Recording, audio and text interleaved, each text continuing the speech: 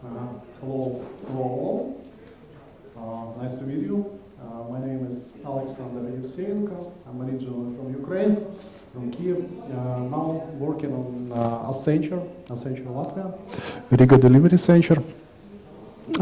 Actually, Accenture bring a lot of efforts to improve level of developers, skills of developers, and Scala, as you know, I hope, it's a future of Scala, of Java at least.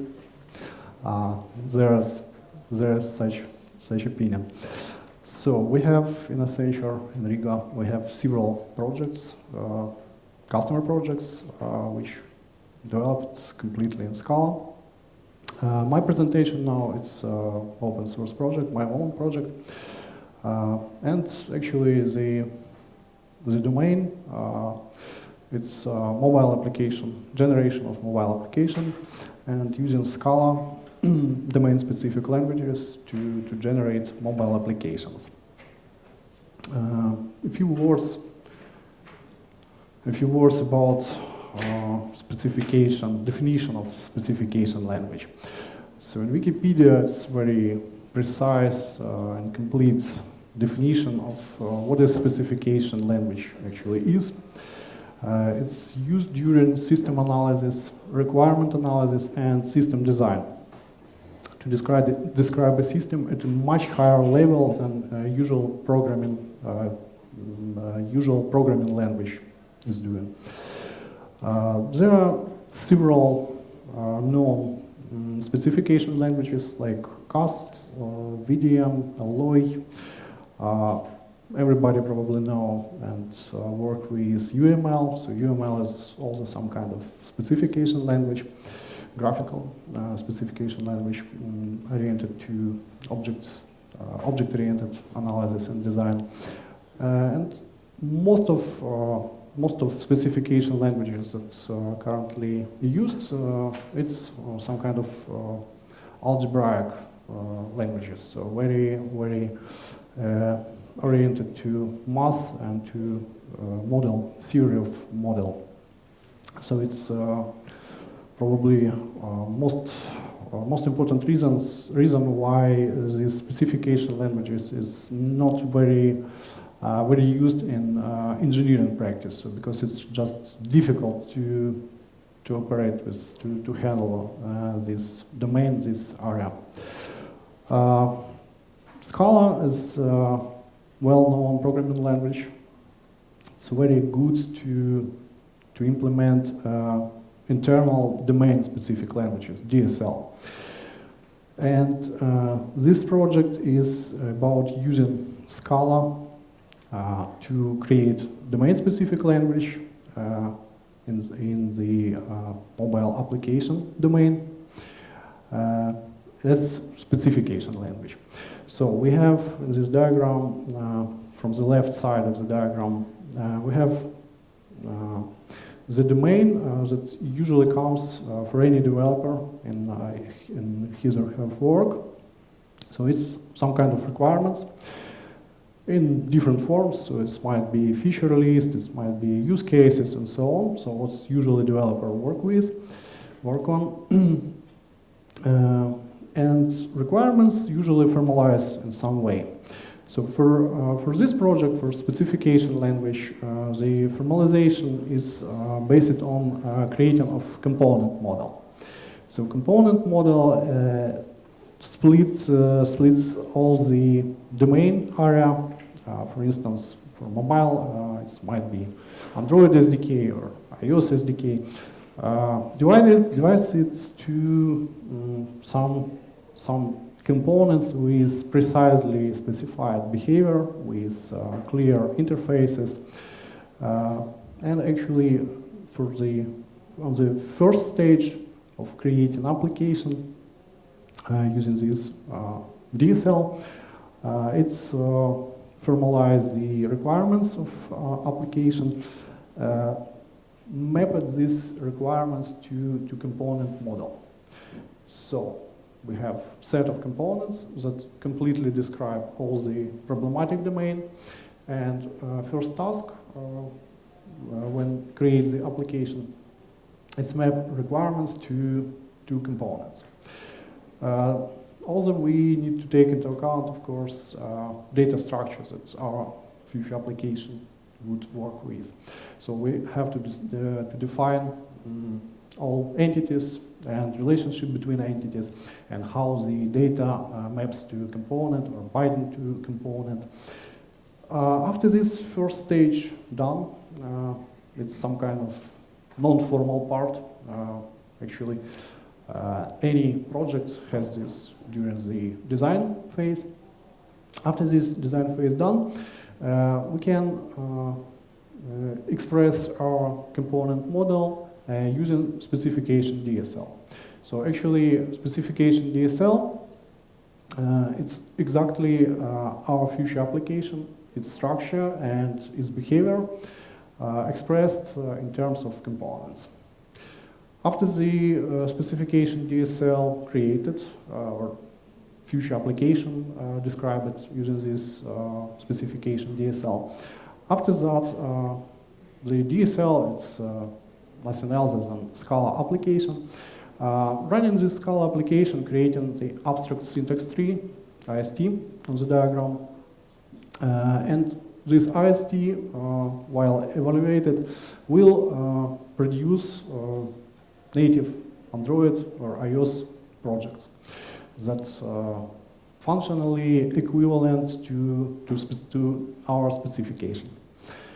So it's like helicopter view of this project, how it works. Okay.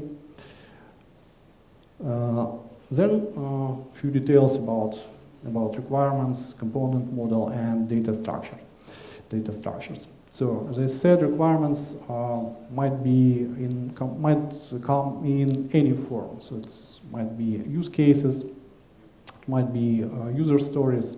So any functional or non-functional requirements that usually constitute the original data, original knowledge about application. So when you create application, you have to have some requirements in any forms. Component model, as I said, splitting the application area. In our case, it's mobile application. Splitting for components. For instance, it might be widgets, content providers, entities, some GPS, camera, and other sensors components, notification services, and so on. So all the functionality that native application, native platform delivered, they map it into these components, component model. And data structure, it's mostly the same as any entity relationship diagram or entity relationship between components and entities. In terms of problem domain, this specification language or specification DSL is a ubiquitous language of the problem domain. So it's a specific language that allows to express any application possible for our domain. So using this specification DSL, you could create any application, for instance, for Android, and generate it in the native code. Okay. The next one is what is domain-specific languages, or DSL is some short overview. So there is a good book of Debashish Ghosh, DSLs in Action. And the definition of DSL from this book is also very precise. So domain modeling or domain analysis involves the identification of all the major components of the domain and how they collaborate. So it's exactly what the domain-specific language is do and intended to do. The problem domain consists from all the processes, all the entities, business rules, and so on. That's part of our problematic domain. The solution domain, it's a result of working DSL. So when DSL is generating the native application, it's actually the solution of our problematic domain. Okay?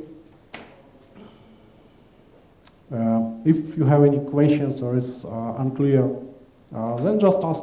I think I would try at least to resolve during the presentation, okay? And at the end of the presentation, we would have, I think, several minutes to answer the questions.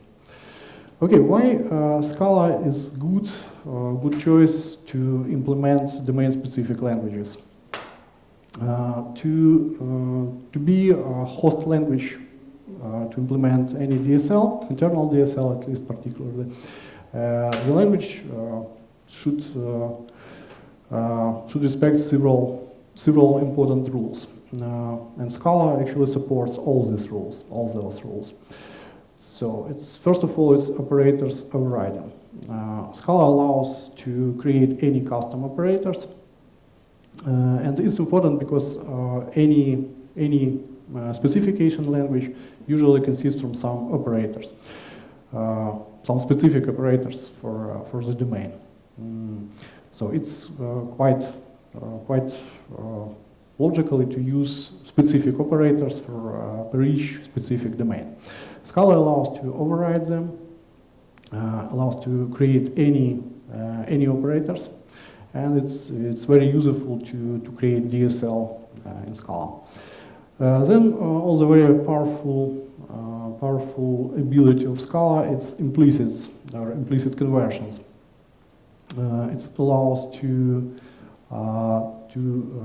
describe behavior of your DSL, describe some operations and some implicit conversions between operands, any types that comes into the custom operators that you override.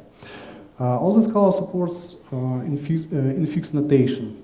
It's also important for DSL creation because of allows to avoid parentheses and actually all the what's it called method notation. So dots and call of the method after dot would be avoided in Scala and just use infix notation.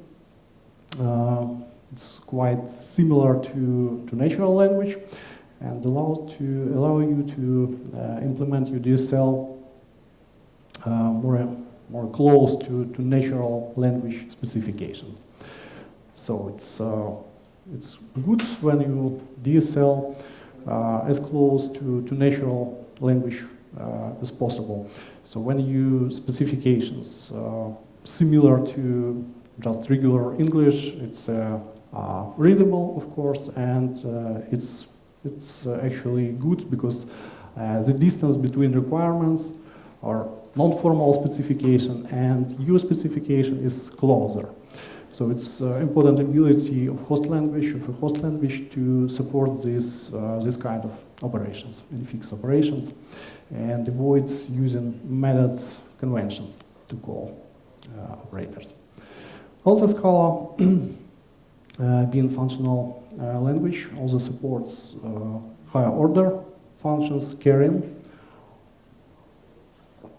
And it's also important to implement internal DSLs in Scala because also bring additional capabilities and additional flexibility to define your specific domain operators.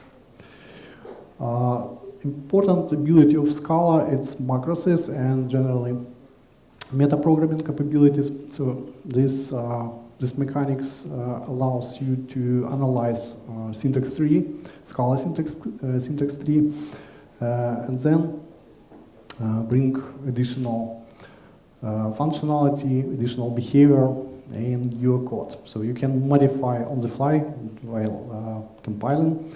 You can modify actually behavior of Scala compiler using these metaprogramming capabilities of Scala. It might be very important to make integration between your DSL and integrated development environments, IDEs. For instance, using all modern IDEs use such kind of capabilities to allow to bring some meta information about the program. So some helpers and so on. And last but not least, Scala, as you know, statically typed, and it's also important, especially for domain-specific languages. It allows to check correctness of your specification, of your DSL on compilation time. So it's important part of DSL, verification of DSL, and probably it's better than for how it works for dynamic languages like Ruby, Python, and so on. So in Scala, because of statically typed language, it's easier to analyze the DSL specification and catch all possible mistakes on compilation time, not in runtime. Okay, so it's a short list of advantages. Scala as a language, as a programming language, in area of domain-specific languages implementation. Why it's actually chosen as a host language for this DSL. Okay. Okay, a few words about the structure of specification language.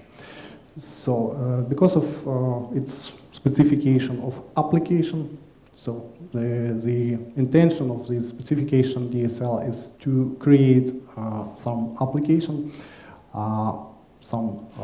in our case, mobile application, all the functionality, all our problematic domain, split it into containers, which from component model view, it's some components which own some other components. Or other words, it's some containers. Example of container is just, for instance, activity. So any activity in application might contain and usually contains some widgets. So container, in our case, activity, constitutes some tree, abstract syntax tree, where in root of the tree we have activity and all the widgets are siblings of this activity container. Components or widgets, in case of GUI container, also may contain, may also be containers like list view, for instance, which also contain in its turn contain another items and other widgets, and so on. So all the applications split it into the set of containers. Each container might contain other components, and we have such kind of hierarchy. Another important part of this picture is data model. So we have, of course, data, and we have some interactions between components and containers. And data model mapped to these containers somehow. So the specification DSL has abilities to bind our containers between each other and provide binding rules to connect data for some components. For instance, it might be widgets and database table. So binding between fields of the table and some widgets. It's example of creating of meta model. Okay. Actually, data binding also includes events handling as a part of binding. So we have like two parts of data flow within the application. It's actually the data flow itself. For instance, while we persist some data from the application, or read some data to activity form from the database. It's constitute data flow and data binding. And to express events and handling events, we have another capabilities, which is events handling or events binding. The DSL specification language DSL supports several kind of overridden operators. Like here, you see these arrow operators for data binding, and it might specify the direction of binding. So it might be read-only data binding when our component has only ability to read some data from the data entity. Also, it might be write-only when we only can write new data to the data entity, and bidirectional when we can read and modify the same data. Very similar implemented the event handling and binding between events and handlers. So just different form of overridden operators which use this tilde arrow. So it also might be different directions between handlers, between operands. So we have, for instance, for GUI component which contains or owns the list view, we have on-click events. So when you click in your application, when you click on some list item, you want, of course, to application produce some action. In our case, we have here binding of on-click events to activate handler from another GUI container. And the semantic of this operator, this operation, is when you click on the list item, another activity, another container, GUI container will activate. In the same way, actually implemented all other operators, all other events and all other handlers like CRUD operators to support persistence and reading the data from the data providers. Okay, here's very simple example of specification language. So it's application that consists from GUI container. In terms of Android, it's activity. Here is main activity called main activity. It's a container which owns 3 other widgets. In our case, it's just edit text widgets. Address, longitude, and latitude. And the second one container is DB provider or content provider. In case of Android, it's exactly SQLite database. The content provider, or DB provider, in terms of language, specification language, contain one entity, which is nothing else than just table, relational data table. And structure of this entity is, as you can see, it's just 3 fields, 3 columns. It's also address, longitude, and latitude. And then what we do by using the overridden operators, we map our GUI container, main activity container, map it all the events from the activity map to database, to persist and to read the data from the database. It's the first operator with tilde. And the second operator is data binding, that in our case automatically will bind each widget, address edit text, longitude edit text, and latitude edit text will bind to each item of entity. Because names of each component equals, it's just automatically possible to create this binding. Of course, you can customize your binding. So if names are not the same, not equals, you can explicitly bound each source to each destination directly using the same operators, just overloaded operators. Any questions? Might be. Okay. And if present this any application in graphical form, it looks like this. So it's another one application. Here you see all the data flow between data provider and two GUI containers. So each GUI container is some activity in terms of Android, and all connectors between containers actually bring information about our binding. So here we have navigation connector between main GUI container and detail GUI container. It's actually just bound some event from first GUI activity to some handler for other activity. For instance, it might be the same as I said before. It might be on click for some widget from main activity and activate handler to open to show detail activity.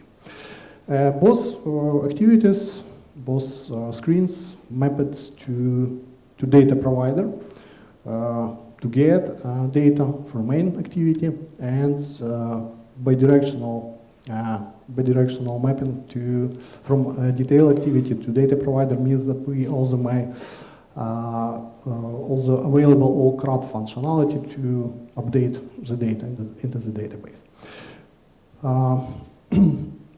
Actually, this first application example, if you run it, first of all, if you see for this application, it's exactly Scala. So it's 100% pure Scala.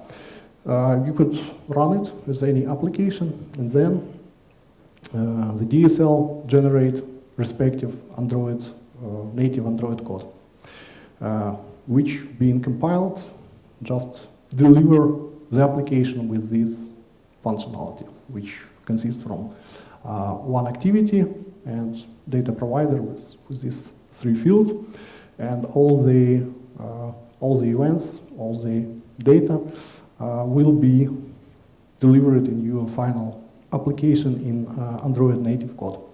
So when you run the specification DSL, it generates Android code, native Android code, equivalent to these components. And then you, in usual way, in ordinary way, compile Android project, and it's bring you executable model of the application with this functionality. It's exactly the same for another one application. Yeah. When you tell that it generates native Android code, you mean byte code? No, it's exactly source code. So it's this specification DSL. It's some kind of translator between specification and native code of equivalent application. At the moment, it's implemented in prototype level or minimal viewable product level for Android only. But I'm pretty sure that it might be implemented as a cross-platform tool. So it's exactly the same for iOS, for instance, for every platform that you would use. And only backends that actually generate. I will explain a few more details how the generation, how it's produced the native code. Only backends will change per each particular platform. The core of the project is still the same, because core it's actually the specification language itself, and it's general for any kind of platform. So the particular implementation in native code might be changed, but specification still the same. Okay. A few words about the implementation. Exactly how the specification DSL is how it's implemented. So some simplified API looks like this. It's a trait, Scala trait, so there is no any implementation, just interface in Java terms. And as you can see, it's consists from structure that provide our syntax tree. So we have owner. Owner is actually parent of the component. For instance, as I said, for GUI container, it might be activity for Android, and because activity has obviously some widgets, widgets would have any widget would have as owner our activity. Also, inners, it's set of siblings of this component. So, for instance, for activities might be widgets. For list view, for instance, it might be items of the list. It's called here inners. The same set of events. So it's all the events that current component might support, will support. Bound, it's actually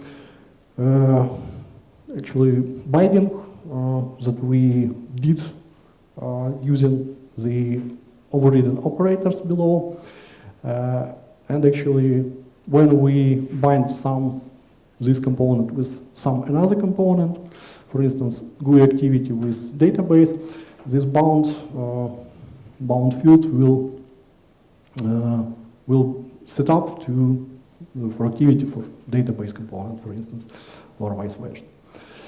Then plus assign, it's obviously mutual operators that add some siblings to this component. Then you can see all the binding operators.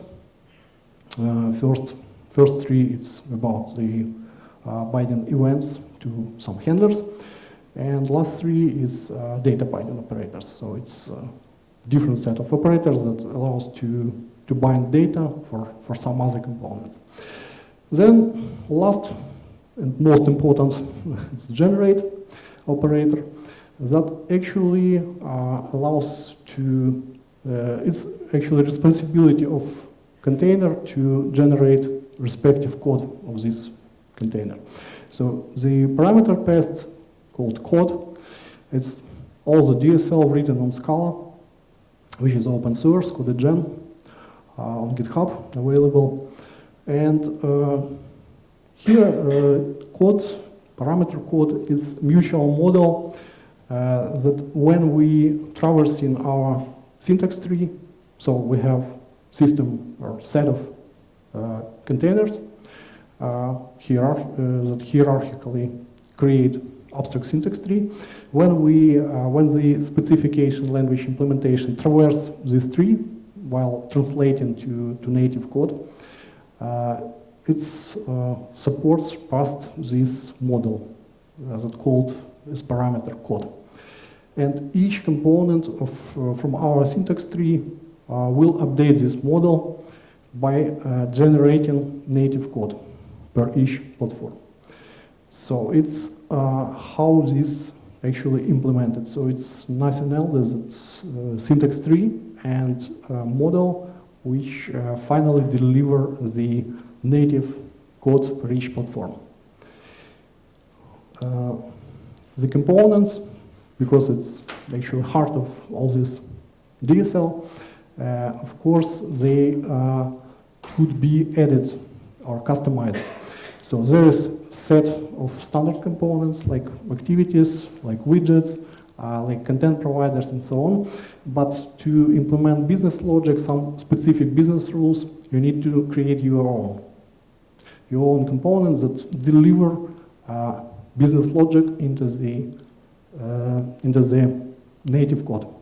So if you create, for instance, want to create application in Android, and for instance, you want to, I don't know, like change background of your form by clicking some button, you need to create specific component exactly for this business rule, create background of form. And writing this component, this custom component, you need to implement generate method here for your component, and implementation of generate method will deliver respective code, native code. In case of Android, it would be some call of activity that will change, will make your job. Okay. Actually, component-based OpenAP, it's implementation from the top level look like this. So it's also a little bit simplified, but the idea is implemented. Actual implementation supports this idea. So it's pattern matching because Scala, of course, in Java it might be visitor pattern, but in Scala, of course, it might make sense to implement using pattern matching. Pattern matcher, as you can see, we have at the top of the specification language, we have application as top-level container, root container of all this index tree hierarchy, and we have containers. Here it's just GUI container and content provider, top-level containers of the application. The implementation is just creating respective classes. Here for GUI container, you see class with GUI ID, so it's a name of ID that will come with, might be any identifier, and finally it would be name of your activity in generated native code.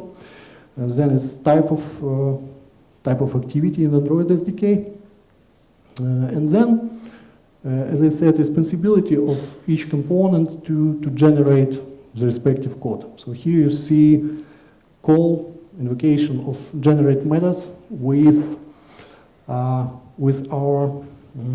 model, and exactly the same form for any other container and for any other component. So this pattern will be pretty much the same for any implementation, for custom component, for standard components, and so on.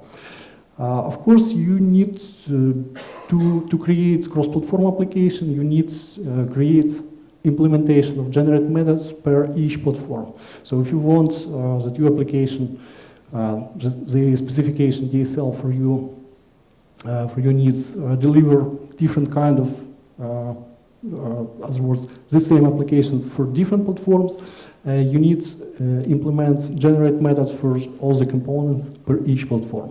So it should be implemented for Android, for instance, and for iOS, different implementation of native code. But all the core, as I said, would be the same. And then it's just generate different kind of native projects per each platform. And it's why it might be called cross-platform DSL. Okay, here's example of coded gen DSL. So it's another one DSL, also written in Scala. The specification DSL used to actually generate the native code. It's pretty much simple. So the idea is to dynamically combine some templates of code. So when you create some snippet of code, you use template. Scala also very good for template generation because supports out of the box string interpolation. So you can use just standard string interpolation and some overriding methods in string context class that allows to bring some additional functionality. So here the $sign before the raw string is exactly custom method that allows to make additional stuff. So it's in fact it's lambda because in the moment when you create this code fragment, not always all the variables might be defined. So some of them might be defined only when you generate the final native project. So only when you traverse the syntax tree, abstract syntax tree, and generate native project. Because of that, it's used Lambda to make possible wait at the moment when all the variables would be defined. And respective code that will be generated using the tilde operator, so the overridden operator of CodeGen DSL, it would look like this, like below. If activity.sname is activity1, it's just substitute the variable in the usual way.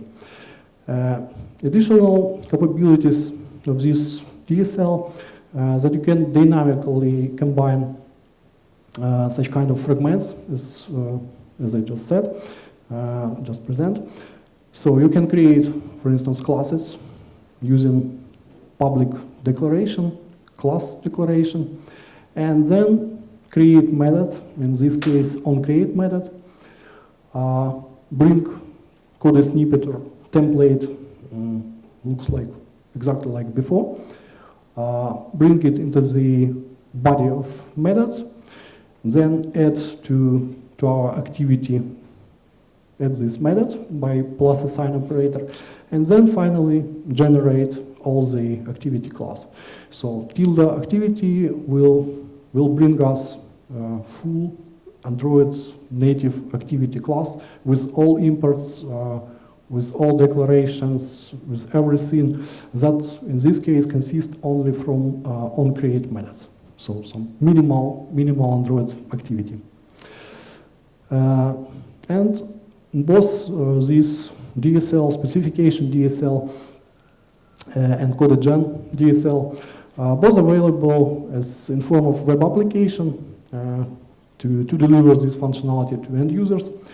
So this web application consists from several screens, very simple. It's some kind of application repository and some ability to create new application declaring this specification DSL. So it's just code editor to create applications in specification DSL. Then when you click build button, it's just run the specification you just created, generate Android native project, which you can discover or get and modify in usual way by Android, like any Android project, and build the binary module and deliver it to your device, to user device. Okay, so this web application is available. You can try to use it. It's not really in production state, but it's working. So it's really create simple Android applications by specification. Then a few words about advantages and disadvantages of all this project, all this idea of generating native code by specification. So for me, a big advantage is that you can clearly define borders of your components. So the platform, the DSL, it's clearly specifies the behavior of each component. So actually they're semantic and allows, because of behavior is clearly defined, allows to avoid bugs, allows to be not error-prone, as usually application might be buggy because of unclear behavior of its parts. So here you have like standard components, each component's tested properly and bring some behavior, some expected behavior. Although it's possible, not implemented, but possible to generate automation integral tests for each specific application. So while you create the specification and generate the respective code, respective native code, the system, the DSL also might create tests, respective tests to verify that all the components bring together into the application works as expected. So automation integral testing might be very important advantage of this approach. As I said, it's cross-platform and multi-versioning in sense that you can add any additional backends to generate any specification, any specific set of components that generates some specific native code. For instance, for different frameworks that used in native project, or for instance, for different SDK version of Android. For Android, it's really important, I think, because Android split it into the zillion of different versions. So using this approach, you could really generate per each specific SDK version, or per each specific hardware that you want to deliver the application. Okay, disadvantages at the moment, probably most important that it's not supporting metaprogramming capabilities, and it's not integrated with IDEs. So when you create native code, when you create, implement, generate method of your component, you unfortunately would not use any IDE capabilities. So you just work as in JavaScript, for instance, on the front-end side of application. So there is no, in the same way, there is no integration between your code and backend in case of front-end development. So here, when you implement the generate methods of your components, it's also the same situation. And also, there is no reverse engineering implementation. So if you change your generated native project, you cannot then reverse it back to the specification. Probably it's possible to implement reverse engineering, but it's very non-trivial task. Okay, it's mostly everything that I want to say. So if you have any questions, please ask, or please reach me via email. Yeah.